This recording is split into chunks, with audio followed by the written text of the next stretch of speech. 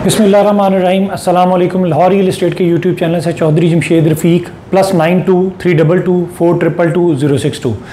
Viewers, आज हम लोग डिस्कस करेंगे जस्ट फेज़ 10 के बारे में। चूँकि मार्केट में माशाल्लाह से बड़ी अच्छी ट्रेडिंग चल रही है, इस टाइम पे अपने लोअर एंड पे आई हुई है। और लाख 2 लाख रुपए की प्लस माइनस जो है ना, ये बहुत बड़ी बात नहीं होती है, चूँकि इन्वेस्टमेंट जो है ना वो लॉन्ग टर्म की है। फेज़ 10 बेसिकली आप ये अपने माइंड में रखिएगा, नॉट ओनली फेज़ 10, तमाम जितनी भी आपकी इन्वेस्टमेंट्स हैं ना, make your mind maximum 2 to 3 years की होल्डिंग। 2 to 3 ईयर्स की होल्डिंग आपको होगी तो इंशाल्लाह आपको बहुत अच्छा उसमें रिटर्न मिलेगा। चूंकि ये ऑलरेडी तमाम साइजेस में 3.5 मिलियन से लेके और 1.5 मिलियन तक का जो है ना वो डिप आया हुआ है, 5 मरला, 10 मरला और 1 कनाल में। और हम लोग जो लाहौर रियल एस्टेट जो आपको रिकमेंड कर रही है वो एफिडेविट फाइल्स रिकमेंड कर रही है। उसकी रीज़न ये है कि जो फर्स्ट अलॉटीज़ हैं, जो फर्स्ट ऑनर हैं, चूँकि affidavit basically first land owner से आपके नाम पे ट्रांसफ़र होगा, तो इस पे at the time of selling आपने कोई टैक्स पे नहीं करना। इन केस ऑफ एलोकेशन, जब आप एलोकेशन बाय करेंगे और अगर आप उसको डिस्पोज ऑफ करते हैं, सेल करते हैं, तो उस पर आपको जो है वो टैक्स पे करना पड़ेगा। फाइलर के हिसाब से 2% और नॉन फाइलर के हिसाब से 7%।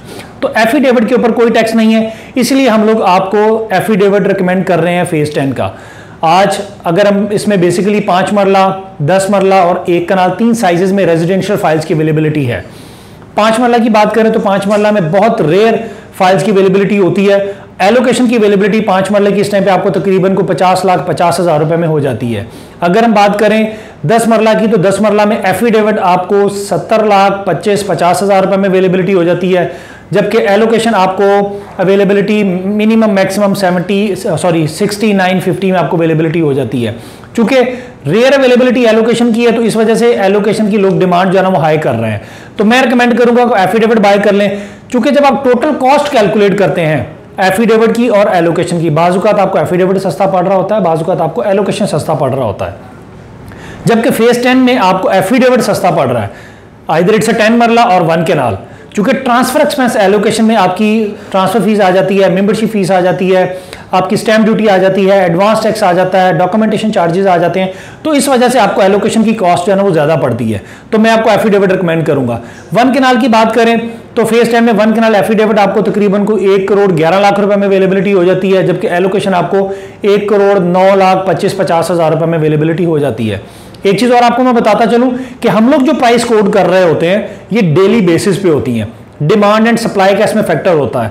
अगर अभी मार्केट में 10 बायर आ जाएंगे तो मार्केट ऊपर चली जाएगी, अगर मार्केट में कोई बायर नहीं होगा तो मार्केट नीचे चली जाएगी। बट फेज़ 10 एक ऐसा फेज है कि जहां पे डेली बेसिस पे ट्रेडिंग चल रही है। 1 केनाल 1 करोड़ 45 लाख रुपए से नीचे आई हुई है, कि जो आज आपको 1 करोड़ 11 लाख रुपए में अवेलेबिलिटी हो रही है। इसमें जस्ट आपने एफिडेविट में 27,500 रुपए ट्रांसफर फीस पे करनी है और उसके अलावा आपने कुछ भी पे नहीं करना। अच्छा, एक चीज और आपको बता दूं जिसमें सबसे ज्यादा क्वेश्चन रेज किया जाता है कि जी इसमें आप मेंबरशिप फीस कब पे कर रहे हैं। फेज़ 10 में अभी मेंबरशिप फीस जब आप विदाउट मेंबरशिप फी पे किए आपको डीएचए एलोकेशन लेटर इशू कर देता है। इट्स अप टू यू कि जब आप एलोकेशन लेटर रिसीव करने आए हैं आप तब पे कर दें, वरना at the time of selling आपको मेंबरशिप फीस पे करनी पड़ती है एलोकेशन के लिए। अब मैं थोड़ा सा आपको यह भी बता दूं एफिडेविट और एलोकेशन में डिफरेंस क्या है। एफिडेविट फर्स्ट लैंड ओनर से आपके नाम पे ट्रांसफर होता है, एलोकेशन जो ऑलरेडी किसी के नाम पे है उसके नाम से आपके नाम पे ट्रांसफर होगा।